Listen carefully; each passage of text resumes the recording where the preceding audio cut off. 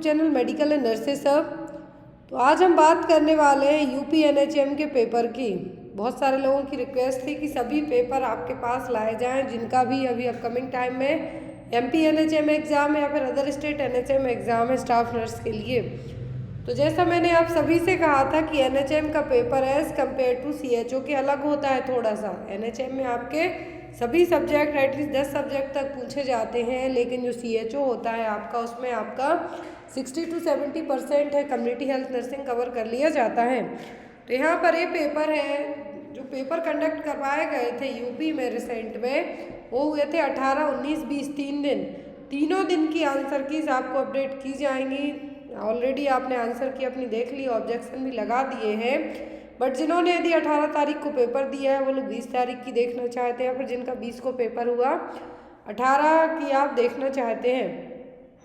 19 और 20 तारीख की ओनली एक सिंगल आंसर की मेरे पास है। यदि 20 तारीख को यदि किसी का फर्स्ट शिफ्ट या फिर थर्ड शिफ्ट में पेपर हुआ है तो प्लीज़ आप लोग मेरे व्हाट्सएप नंबर पर आंसर की को भेज सकते हैं, जिससे आपके ही एग्ज़ाम में आपके लिए वो आंसर कीज हेल्पफुल रहेंगी। तो यहाँ पर 8 क्वेश्चन करके पूरी कैटेगरी को क्लासीफाई कर दिया जाता है इस पेपर में।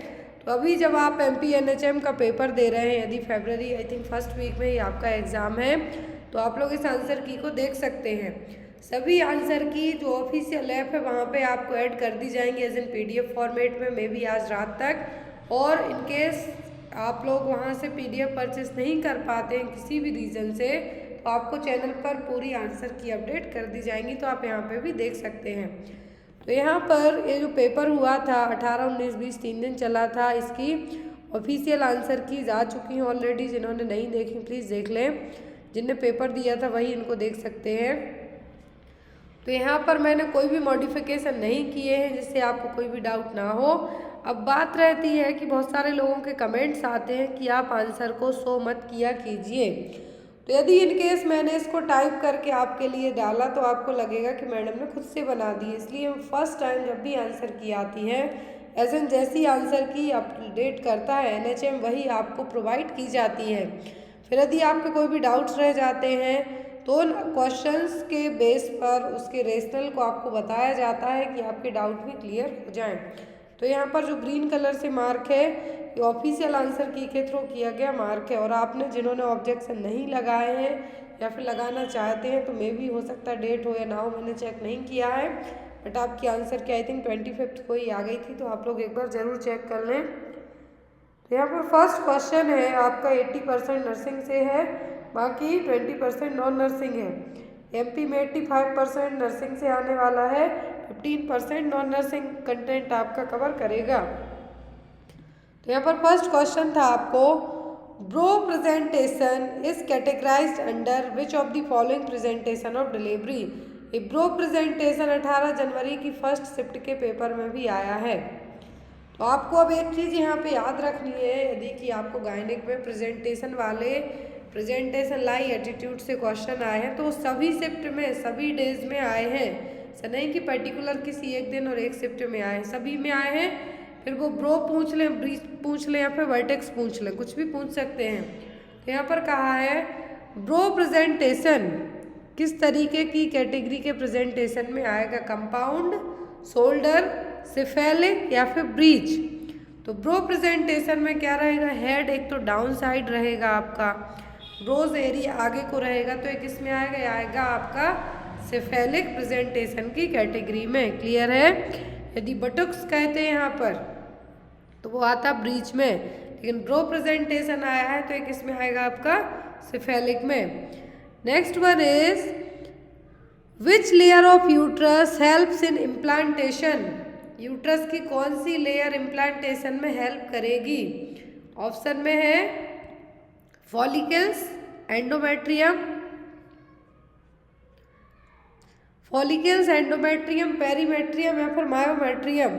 तो जो लेयर इम्प्लांटेशन में हेल्प करेगी वो होगी आपकी क्या, एंडोमेट्रियम। कौन सी लेयर, एंडोमेट्रियम। यदि आपको पूछते हैं फर्टिलाइजेशन कहाँ पर होता है तो वो ओविडक्ट और फैलोपियन ट्यूब में, लेकिन जब यही फर्टिलाइजेशन वहीं जाके इम्प्लांट हो जाए तो वो कहलाएगी आपकी क्या, एक्टोपिक प्रेगनेंसी। मैंने आपको इसलिए लाइन बताई है क्योंकि आपको आती है।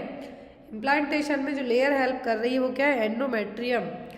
Next one is the what makes the stomach acid travel back to the oesophagus.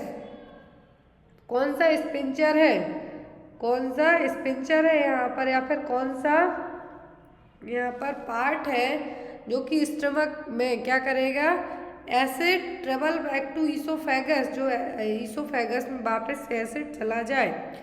Spleen abnormalities, lower oesophageal sphincter, upper oesophageal sphincter, या फिर पैंक्रियाटिक एबनॉर्मलिटीज। तो ये यहाँ पर स्टमक का जो कौन सा पार्ट है ईसोफेगस में वापस से एसिड को भेज रहा है, तो वो है लोअर ईसोफेगल स्पिंचर। जब आप यहाँ पर अब स्टमक और ईसोफेगल का जो रिलेटेड इमेज देखेंगे तो ये आपको इजीली समझ में आएगा। नेक्स्ट है यहाँ पर आपका question, the follicular phase in menstrual cycle. अब यहाँ पर एक फेज पूछी है, तो मेंस्ट्रुअल साइकिल से 4 फेज होती हैं, यहाँ पर उनमें से एक फेज आपको पूछी है। तो यहाँ पर यदि सीक्रेटरी फेज पूछे तो वो होती है 1 से कितने दिन की, 5 दिन की। फिर यहाँ पे कहा है फॉलिकुलर फेज, तो वो होती है कितनी, 1 से 13 दिन की। Next one is the ovulatory phase, होती है 14th डे। नेक्स्ट वन है यहाँ पर आपका, name the treatment modality for anti phospholipid syndrome that cause recurrent abortion. APS को ट्रीट करने के लिए क्या है जो यूज किया जाता है, हेपेरिन, सप्लीमेंटल फॉलिक एसिड, कार्बामेज़ेपाइन, या फिर मैग्नीशियम सल्फेट। मैंने यहाँ पे इसको इसलिए जूम किया हुआ है ज़्यादा ताकि आपको विजिबल भी हो, जिस कैंडिडेट ने जो आंसर सेलेक्ट किया हो उसके लिए क्या हो, उसका आंसर भी यहाँ पे शो नहीं हो, जिससे उसको लगे कि मैडम ने मेरा आंसर शो कर दिया कि मैंने क्या मार्क किया। तो यहाँ पर जो रिकरेंट मॉडलिटी ट्रीटमेंट है किसके लिए, एंटी फॉस्फोलिपिड सिंड्रोम के लिए, तो वो है हेपेरिन। क्या है, हेपेरिन। इसमें अपना जो प्रोटीन है, नॉर्मल प्रोटीन है जो ब्लड में, वो क्या होगा, मिस्टेकनली इम्यून सिस्टम उस पर खुद का अपना ऑटो इम्यून डिसीज जिसको हम मान सकते हैं, तो अपने खुद के ही प्रोटीन्स को खत्म करने का काम करेगा। तो कौन सा है यहाँ पर ट्रीटमेंट यूज़ करेंगे हम, तो वो होगा यहाँ पर हेपेरिन। एंटी फॉस्फोलिपिड एंटीबॉडी बनेगी जो अपने खुद के ही बॉडी में क्या करेंगी, ब्लड क्लॉट को बनाने का काम करेंगी। जब ब्लड क्लॉट बन रहा है तो उसको तोड़ने का काम कौन करेगा, हेपेरिन। तो यहाँ पर है क्या, this increase the risk of blood clot developing in the blood vessels. तो एंटी फॉस्फोलिपिड एंटीबॉडीज बनती हैं तो ब्लड क्लॉट बनाने का काम करेंगी। जब वो ब्लड क्लॉट बन रहा है तो उसको तोड़ने का काम कौन करेगा, heparin. Next one is what is the other name of controlled cord traction. तो कंट्रोल्ड कॉर्ड ट्रैक्शन को किस नाम से जानते हैं हम, तो वो है ब्रांडेड एंड्रयू मैन्यूवर। क्या है, Brandt Andrew manoeuvre. Duncan method, स्लट मेथड तो उसके लिए जो प्लेसेंटा को एक्सपल बाहर निकालने के लिए यूज़ की जाएंगी। पिनाइड मैन्यूवर अलग से यूज़ किया जाता है। कॉर्ड ट्रैक्शन का जो दूसरा नाम है कंट्रोल्ड कॉर्ड ट्रैक्शन का, तो वो Brandt Andrew manoeuvre. Next one is presence of only one sacral ala in the pelvis is called. ये लास्ट टाइम भी आया है, आई थिंक यूपी NHM में ही आया है, तो ये कहलाता है नेगल्स पेल्विस। कौन सी, Naegele's pelvis. Next is which uterine lining is set during the menstruation. Menstruation के टाइम पर कौन सी यूट्राइन लाइनिंग में सेटिंग होगी, तो वो है एंडोमेट्रियम। क्या है, एंडोमेट्रियम। यही इम्प्लांटेशन में भी हेल्प करेगी। वो सेटिंग भी किसकी होगी, तो वो होगी किसकी, एंडोमेट्रियम की। नेक्स्ट सेक्शन है कम्युनिटी हेल्थ नर्सिंग। तो कम्युनिटी हेल्थ नर्सिंग का फर्स्ट क्वेश्चन है which of the following disease is not caused by virus. तो यहाँ पर वायरस से हेपेटाइटिस सी होता है, पोलियो वायरस से पोलियोमाइलाइटिस होगा, HIV होता है HIV वायरस से, HIV एड्स। अब लेप्रोसी होता है माइकोबैक्टीरियम लेप्रा से, लेप्रोसी किससे होगा, माइकोबैक्टीरियम लेप्रा से। तो क्या हो गई, बैक्टीरियल डिसीज हो गई, ना कि ये वायरल है। Next one is which of the most important health indicator that is used to measure overall population health. कौन सा हेल्थ इंडिकेटर पूरे ओवरऑल पॉपुलेशन की हेल्थ को मेजर करने में यूज किया जाएगा, तो वो होता है लाइफ एक्सपेक्टेंसी इंडिकेटर। क्या है? लाइफ एक्सपेक्टेंसी इंडिकेटर है जो पूरी ओवरऑल पॉपुलेशन की, जरूरी नहीं पर्टिकुलर गांव की, पूरी ओवरऑल पॉपुलेशन की हेल्थ के लिए, तो वो है life expectancy indicator. Next one is the study of distribution and determinants of health related states और event in specified population and application of this study to control the health problems is called. तो यहाँ पर आपको आता है कि कौन सी study में हम क्या एक स्पेसिफिक इवेंट्स में कोई डिसीज़ होती है, क्या प्रॉब्लम्स होती हैं, कैसे उसको कंट्रोल करना है, तो वो सब वो क्या कहलाएगा? एपिडेमियोलॉजी। क्या है? एपिडेमियोलॉजी। अब यहाँ पर आपको ऑप्शन में क्या था? एस्थेटिक्स। क्या है? एस्थेटिक्स। एस्थेटिक्स का मतलब तो होता है ब्यूटी से रिलेट करता हुआ। फिर आपको आता है एक्जियोलॉजी। क्या है? एक्जियोलॉजी, जिसमें हम फिलोसॉफिकल किसी की वैल्यू को लेके स्टडी करेंगे। फिर आता है आपको ओंटोलॉजी। ओंटोलॉजी का मतलब होता है नेचर के बारे में स्टडी करना। क्या है? नेचर के बारे में स्टडी करना। Next one is anti malarial drug is contraindicated in pregnancy. Pregnancy में कौन सी एंटी मलेरियल ड्रग है जो कॉन्ट्राइंडिकेट रहेगी, मतलब हम नहीं दे सकते हैं, तो वो है क्या? प्राइमाक्विन।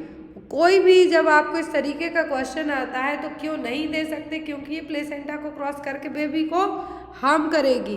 क्लोरोक्विन दे सकते, क्यूनोन कुछ केस में दे सकते हैं, सल्फाडॉक्सिन दे सकते हैं, लेकिन प्रेगनेंसी में एंटी मलेरियल ड्रग पूछा है तो वो है प्राइमाक्विन, जो कि कॉन्ट्राइंडिकेट रहेगी।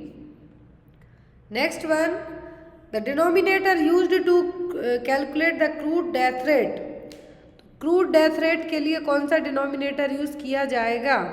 तो वो होगा mid year population in that year. क्या है?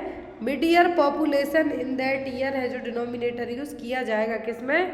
क्रूड डेथ रेट में। एक होता है क्रूड बर्थ रेट, एक होता है crude death rate. Crude death rate का मतलब होगा यहाँ पर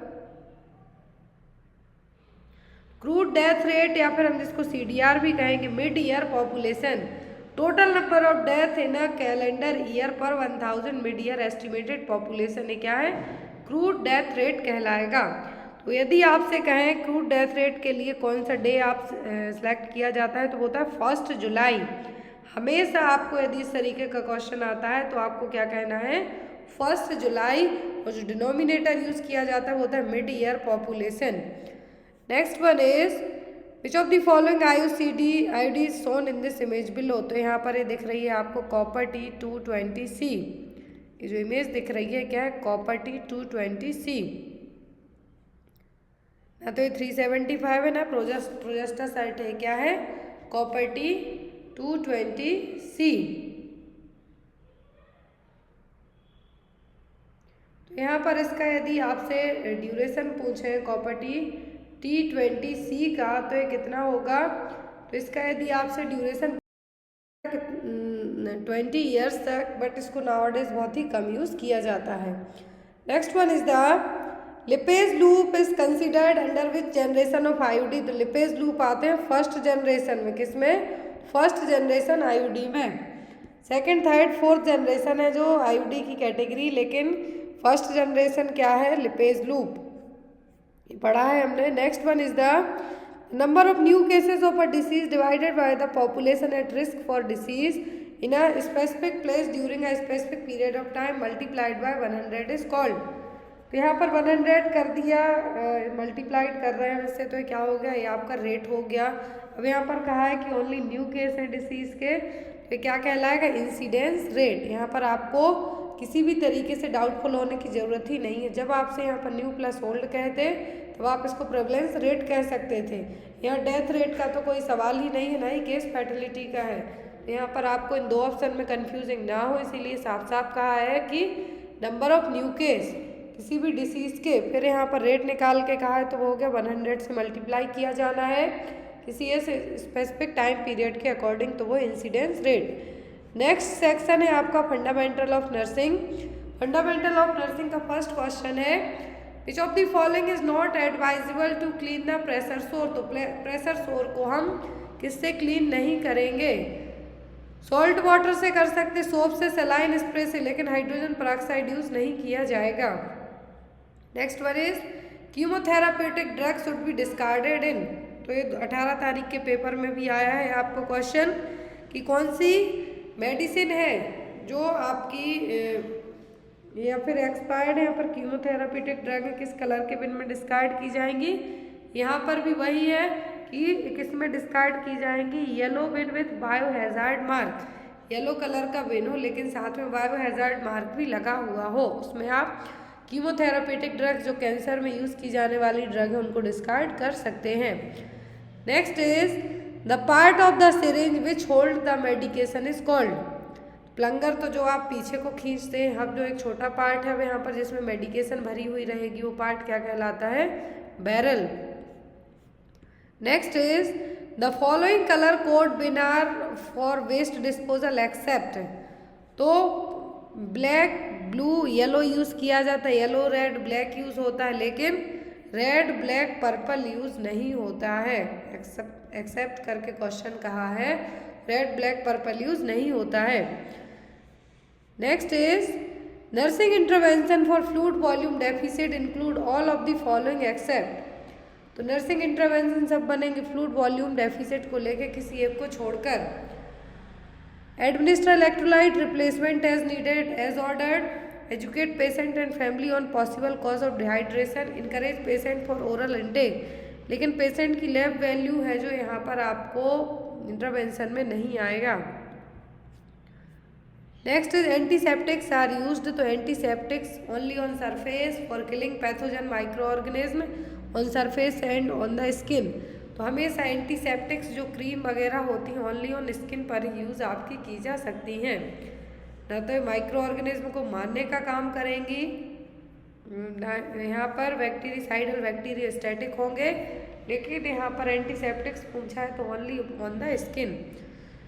next is huffing is also known as, huffing का मतलब होगा फोर्स्ड एक्सप्रेशन टेक्निक, क्या है? Forced expression technique. Next is oliguria is urine output of less than, तो ओलिगोयूरिया में यूरिन आउटपुट कितनी होती है? लेस देन 400 ml से भी कम। एनयूरिया का मतलब होगा 100 और एब्सेंट ओलिगो का मतलब होगा 400 ml या फिर उससे भी कम, 24 घंटे में 400 ml उससे भी कम यूरिन आउटपुट होना। नेक्स्ट है एमएसएन का, एमएसएन का फर्स्ट क्वेश्चन है आपका solid tumour of connective tissue in the muscle and cartilage is called, solid tumour होना कहाँ पर? कनेक्टिव टिश्यू और मसल्स का होने वाला ट्यूमर तो क्या कहलाता है? कहलाता है sarcoma. Next one, what is the average lung capacity of N healthy adult, तो एक हेल्दी एडल्ट की लंग कैपेसिटी होती है कितनी? 6 लीटर तक, कितनी? 6 litre. Next is which of the following is a diagnostic procedure for peptic ulcer, तो peptic ulcer को ट्रीट करने के लिए, डायग्नोस करने के लिए ईसोफेगोगैस्ट्रोड्यूडेनोस्कोपी की जाएगी, क्या है? जिससे आपका ईसोफेगल, गैस्ट्रिक और ड्यूडेनम तीनों पोर्शन कहाँ, कौन सा पार्ट अफेक्टेड है वो डायग्नोस किया जा सकता है, किससे? ईसोफेगोगैस्ट्रोड्यूडेनोस्कोपी से। ब्रोंकोस्कोपी से आप जो आपका ब्रोंकियल रीजन है उसको चेक करेंगे, ऑटोस्कोपी आपके ईयर के लिए है, हिस्ट्रोस्कोपी किसके लिए है? आपके यूट्रस को चेक करने के लिए। Next is rehabilitation is an example of, तो रिहेबिलिटेशन आपका आएगा टर्सरी प्रिवेंशन में, प्राइमरी में तो आप पढ़ा के इम्यूनाइजेशन करके हेल्थ एजुकेशन आएगा, सेकेंडरी में डिसीज को डायग्नोस करके ट्रीट करेंगे, टर्सरी में कॉम्प्लिकेशन हो गए हैं उसको ट्रीट किया जा रहा है, आप उसको क्या कर रहे हैं और ज़्यादा कॉम्प्लिकेशन से प्रिवेंट नहीं कर रहे हैं, तो किसमें आएगा? रिहेबिलिटेशन और होगा tertiary prevention. Next one is the hoarseness of voice indicates, hoarseness of voice का मतलब है लेरेंजाइटिस, हॉर्सनेस ऑफ वॉइस यदि आपको लंबे टाइम तक रहती है तो लेरिंग्स में होने वाले कैंसर का साइन भी कहलाएगा, वॉइस बॉक्स इसको हम कहेंगे। Next is an intense intermittent shooting pain is the face is called, intense है, इंटरमिटेंट है, वो कहाँ पर हो रहा है जिसको हम शूटिंग पेन कह रहे हैं, तो क्या है? कोकेंडिया, पाइरिफॉर्मिस सिंड्रोम, पोस्ट थेरेपेटिक न्यूरैल्जिया या फिर ट्राइजेमिनल न्यूरैल्जिया। तो शूटिंग पेन हम किसके लिए कहते हैं? ट्राइजेमिनल न्यूरैल्जिया के लिए। जनरली ये पेन कहाँ पर होता है? फेस पर। Next is which physiological process seen in the case of cancer. Cancer में कौन सी फिजियोलॉजिकल प्रोसेस देखने को मिलेगी? तो इसमें अनकंट्रोल्ड माइटोसिस होगा, मतलब 1 से 2, 2 से 4, 4 से 10, 10 से 20, 50, 100 सेल बनेगी। तो ये क्या कहलाएगा? Uncontrolled mitosis. Next is the normal tidal volume for an average healthy adult mail. तो ये होती है 500 ml। ये आपको ज़्यादा समझाने की ज़रूरत नहीं, ऑलरेडी आपको पता है। टाइडल वॉल्यूम एक हेल्दी एडल्ट मेल में कितनी होगी? 500 ml। नेक्स्ट सेक्शन है आपका हेल्थ एजुकेशन का। फर्स्ट क्वेश्चन है यहाँ पर आपका हेल्थ एजुकेशन का। When did UNICEF rename the expanded programme on immunisation as universal immunisation programme. तो EPI प्रोग्राम का नाम बदल के यूनिसेफ ने क्या रख दिया था? Universal immunisation programme. और ये काम किया था इन्होंने कब? 1985 में।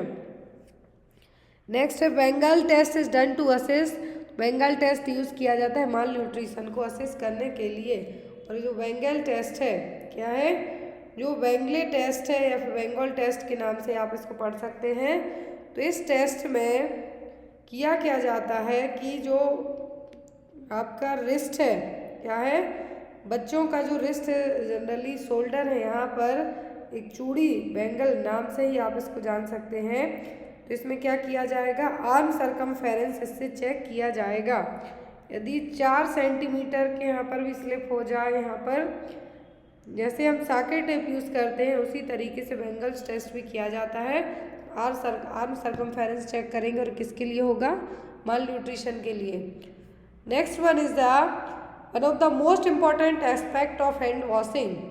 हैंड वॉशिंग का मेन एस्पेक्ट होता है फ्रिक्शन, वॉयल हैंड वॉशिंग। आप हाथ रगड़ रगड़ के धोएं। जहाँ पर धो रहे हैं मतलब place of hand washing, type of soap, time of hand washing, ये सब मैटर करता है। लेकिन मोस्ट इम्पॉर्टेंट एस्पेक्ट पूछे तो होता है फ्रिक्शन। आपने डेटॉल लगा लिया, हाथों में फ्रिक्शन ही नहीं किया, कहाँ पर धो रहे हैं ये भी मैटर नहीं करेगा। टाइप ऑफ सोप कौन सी यूज़ कर रहे हैं वही है। लेकिन आपने रगड़ रगड़ के नहीं धोए तो आपके हाथ साफ नहीं होंगे। Next is the disease which can not be transmitted by water. तो ऐसी डिसीज जो पानी से नहीं होगी, हेपेटाइटिस से होगा, बिल्कुल होगा। कंटामिनेटेड वाटर से हो सकता है यदि आपने कहीं कर भी। जनरली हेपेटाइटिस से और जो फीकोरल रूट से होते हैं, लेकिन ये होंगे कैसे? जब आप कंटामिनेटेड पानी वगैरह यूज़ करेंगे तब। कोलेरा होगा, टाइफाइड होगा, डायरिया, डिसेंट्री होगा। लेकिन हेपेटाइटिस भी कभी भी पानी से नहीं होगा, ट्रांसमिट नहीं होगा। ये आपको सेक्सुअली हो सकता है, सेक्सुअली ट्रांसमिटेड हो सकता है, ब्लड ट्रांसफ्यूजन से हो सकता है, नीडल प्रिक इंजरी से हो सकता है, माँ से बच्चे को हो सकता है, लेकिन पानी से नहीं होगा।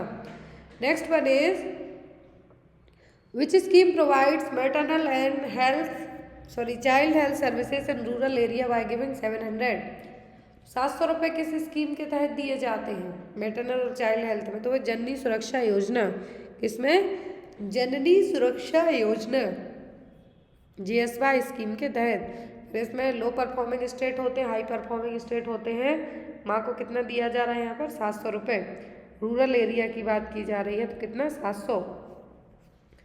Next is which of the following plays a key role in preventing neglected tropical disease. तो यहाँ पर क्या है की रोल करेगा नेग्लेक्टेड ट्रॉपिकल डिसीज को प्रिवेंट करने में? तो वो है वाटर सैनिटेशन एंड हाइजीन, वॉश। क्या है? वॉश, water sanitation and hygiene. Next is fallopian tube को बंद करने के लिए कौन सी रिंग लगाई जाती है? तो फैलोपियन ट्यूब को बंद करना है तो जो रिंग लगेगी वो होगी फैलोप रिंग। कौन सी? Falope ring. Next is a 4 step of food safety. तो ये आया हुआ है 18 तारीख को भी। Clean, separate, cook and chill. Clean, separate, cook and chill. Next है एनाटमी। तो एनाटमी का फर्स्ट क्वेश्चन है 3 main parts of neuron. Neuron के 3 मेन पार्ट्स कौन से हैं? तो सबको पता है डेंड्राइट, एक्सॉन और cell body. Dendrite, axon and cell body, ये क्या है, न्यूरॉन के 3 पार्ट हैं। Next is which part of the heart is known as the natural pacemaker, तो ये कहा है ऐसे नोड, पेसमेकर क्या है हार्ट का, तो वो है ऐसे node. Next one is the which of the following is the main cause of exocrine pancreatic insufficiency among children, तो बच्चों में एक्सोक्राइन पैंक्रियाटिक इनसफिशियंसी का मेन रीजन होता है सिस्टिक फाइब्रोसिस, क्या है, cystic fibrosis.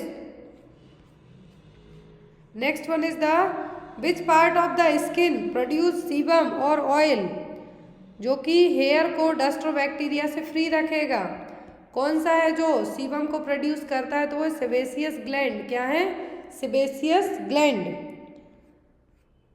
Next one is which of the following is an universal recipient, जो सबका ब्लड रिसीव कर सकता है, तो वो AB पॉजिटिव, O नेगेटिव को क्या कहा जाता है, universal.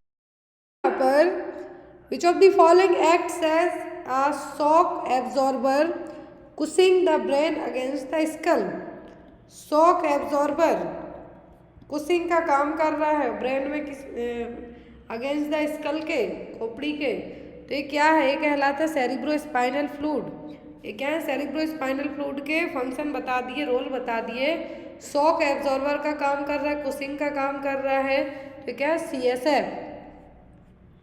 Next is which part of the inner ear contains receptor for balance, तो इनर ईयर क्या करता है, बॉडी बैलेंस को कंट्रोल करने का काम करता है, लेकिन कौन सा पार्ट करेगा, तो वो vestibule and semi circular canal, क्या है, vestibule and semi circular canal. तो कानों का 2 काम होता है, सुनने के अलावा आपके बॉडी को खड़े रखने में भी कान आपकी हेल्प करेंगे, बॉडी बैलेंस, बॉडी को सीधा खड़े रखने में, तो क्या है, इनर ईयर का वेस्टिबुलर पार्ट है जो काम करेगा, सेमी सर्कुलर कैनाल और vestibular.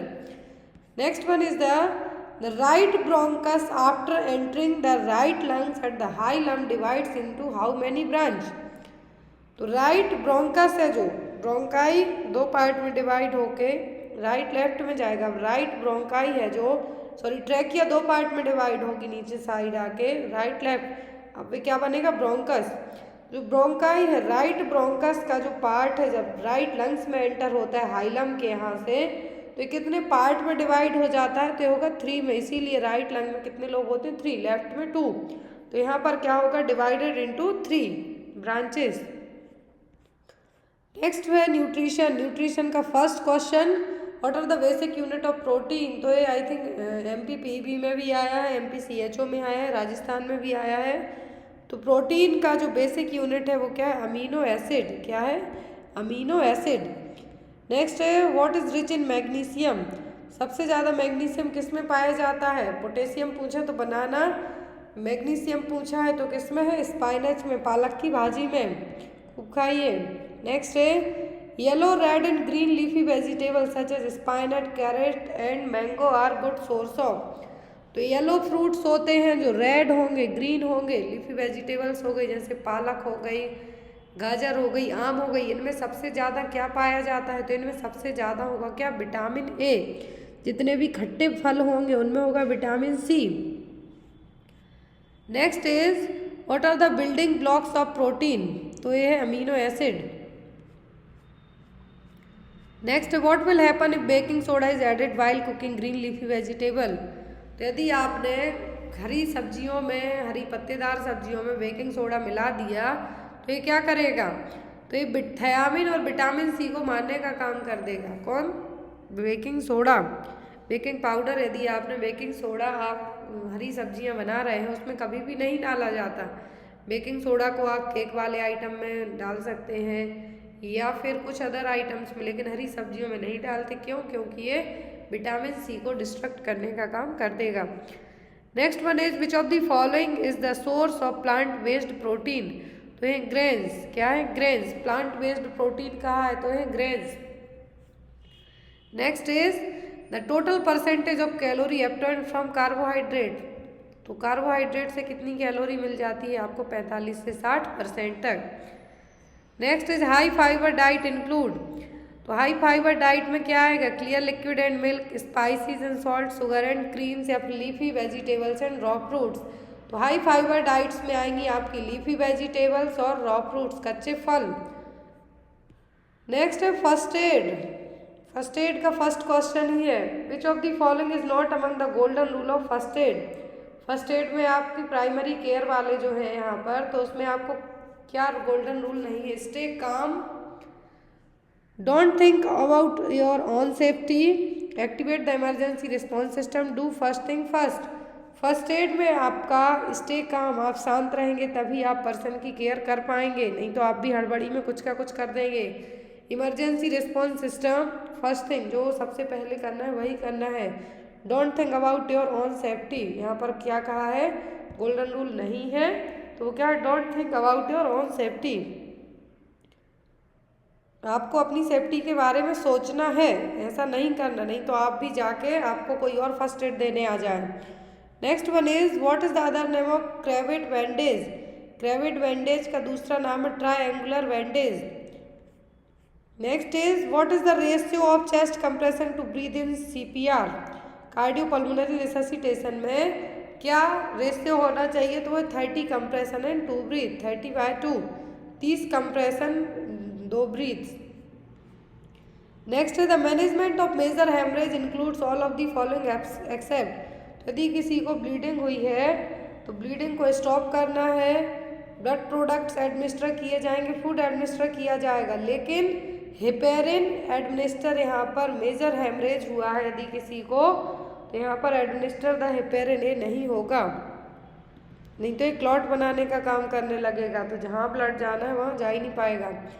Next is the management of snake bite involves all except. यदि किसी को सांप ने काटा है तो सांप सब करेंगे किसी एक को छोड़कर। Not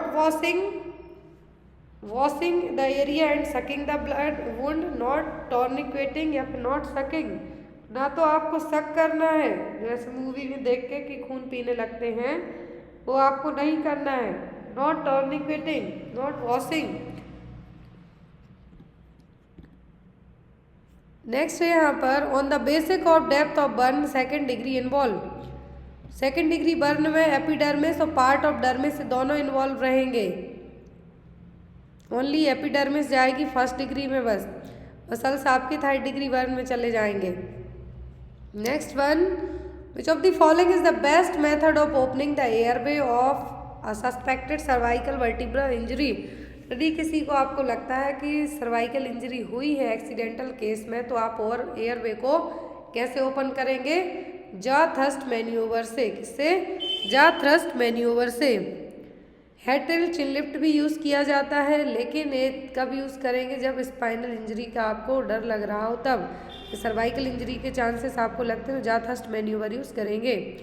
next one is which of the following is not a type of wound.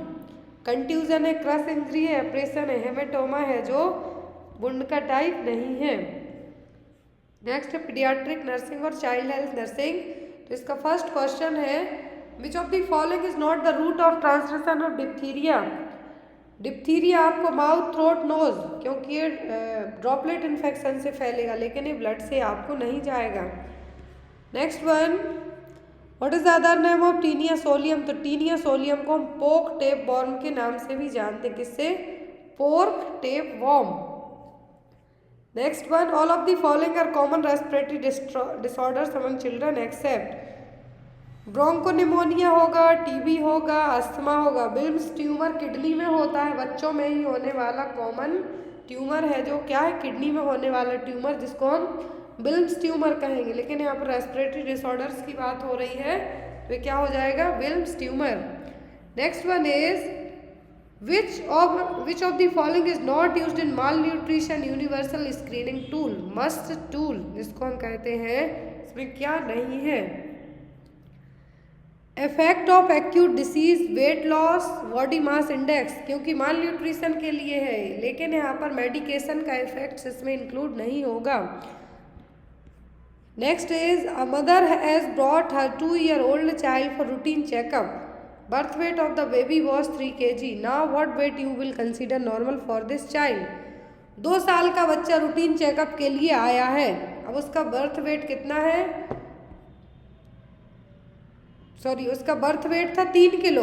कितना, 3 किलो था। अब 2 साल में बच्चे का वजन कितना होगा, तो 3 से 6 किलो कब होगा? जब वो 6 महीने का होगा।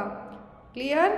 3 to 6 3 kg का at the time of birth double हो जाता है 6 महीने में, ट्रिपल हो जाता है 1 साल में, क्वाड्रिपल होता है 2 साल में। तो अब यहाँ पर 2 साल का बच्चा है, 3 किलो जन्म के टाइम पे वजन था, तो अब आप कैलकुलेट कीजिए कि डबल हो गया 6 किलो 6 महीने में, 12 किलो 9 kg हो गया 1 साल में, और 12 किलो कब हो जाएगा? 2 साल में। Next one, cervical lymphadenitis child will with diphtheria will cause the appearance of.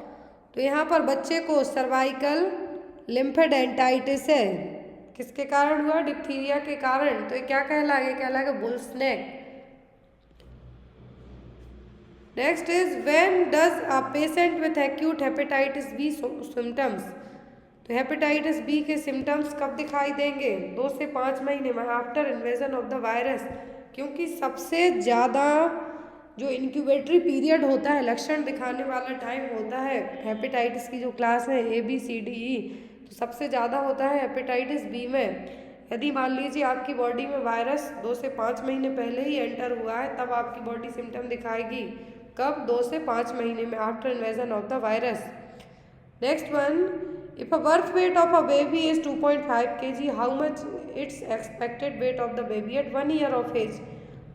जब जन्म हुआ था तो 2.5 किलो का था, 1 साल में कितना हो जाएगा? 7.5 किलो।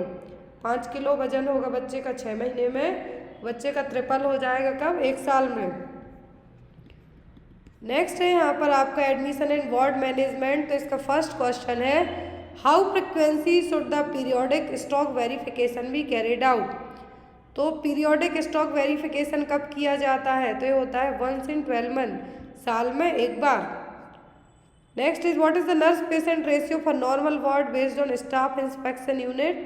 तो होता है 1/6। कितना nurse patient ratio normal ward में? तो होता है 1/6। Next is which of the following area is not be supervised by middle managers in nursing. तो home care, material management check किया है, नर्सिंग स्टाफ चेक होगा, पेशेंट केयर चेक होगी, लेकिन यहाँ पे कहा है not to be supervised. Supervision किसका नहीं किया जाएगा? होम केयर का। Next is a scientific technique concerned with planning, organizing and controlling the flow of materials from their initial purchase through internal operation to the service point through distribution is called. मतलब ऐसी scientific technique जिसमें planning भी है, organisation और control है flow का, material कितना कहाँ यूज़ हो रहा है, खरीदने से लेके पूरे डिस्ट्रीब्यूशन तक। तो ये कहलाएगा मटेरियल मैनेजमेंट। क्या होगा? Material management. Next is how many bed should one chief nursing officer be appointed as per staff inspection unit.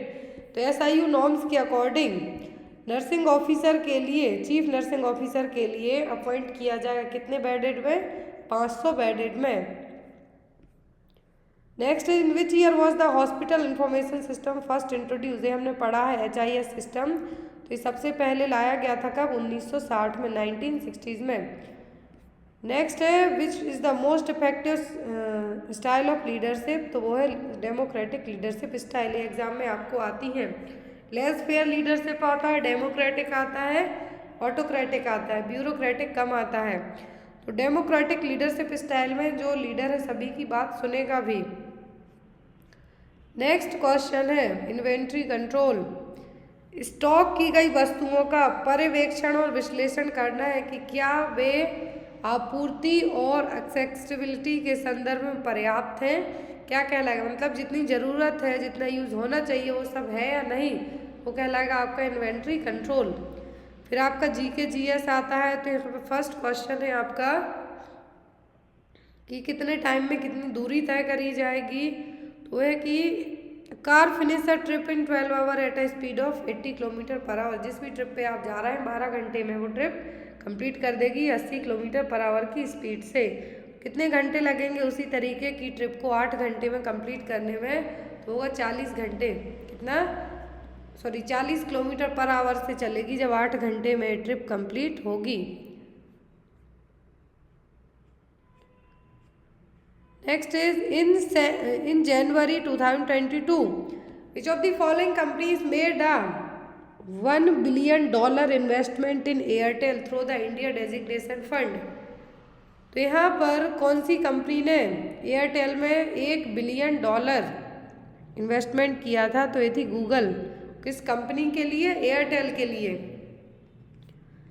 Next है Jallianwala Bagh massacre took place when many villagers gathered in the park for the celebration of which festival. Jallianwala Bagh हत्याकांड हुआ था तो किस festival के लिए लोग वहाँ पे इकट्ठे हुए थे? तो हुए थे बैसाखी मनाने के लिए। Next is Dev is the brother of Manoj, Preeti is the wife of Kapil, Sheela is the daughter of Preeti, Manoj is the son of Kapil, Dev is the father of Yog. How is Kapil related to? यहाँ पर ब्लड रिलेशन का क्वेश्चन है तो यह पैटर्नल ग्रैंड फादर। कौन से? Paternal grand father मतलब दादाजी।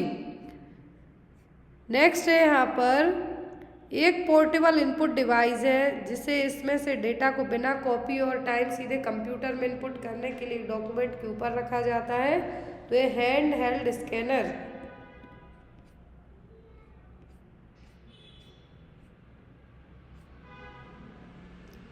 आपका 8वां क्वेश्चन भी कंप्यूटर को लेके, आपको आई थिंक 5 से 6 क्वेश्चन कंप्यूटर को लेके आए थे। क्वेश्चन है computer provides a tool in the education system known as computer based education. तो एजुकेशन के बेस्ड पे तो क्या है? कंप्यूटर बेस्ड एजुकेशन, जो कि कोविड में आपके लिए बहुत ही ज़्यादा, मेरे लिए, आपके लिए, सभी के लिए बहुत ज़्यादा हेल्पफुल रही है। यहाँ पर आपको फिर सीरीज वाइज दिया हुआ है, कोड है कि आपको इस कोड में इतना है। तो नेक्स्ट में क्या होगा? फिर है आपका which fundamental right are covered in article 14 to 80 of the Indian constitution. तो है राइट टू इक्वलिटी, सभी को एक सा अधिकार है। नेक्स्ट है आपका 11th fundamental duty was added to its list by which amendment. तो 86 अमेंडमेंट में जो 11वां फंडामेंटल ड्यूटी है किस अमेंडमेंट में है? तो 86 में, 86वें अमेंडमेंट में। Next deficiency of vitamin K leads to which of the following disease. तो एक्सेसिव ब्लीडिंग फ्रॉम वुंड, यदि विटामिन के की कमी होती है आपको तो यहाँ पर क्या होगा?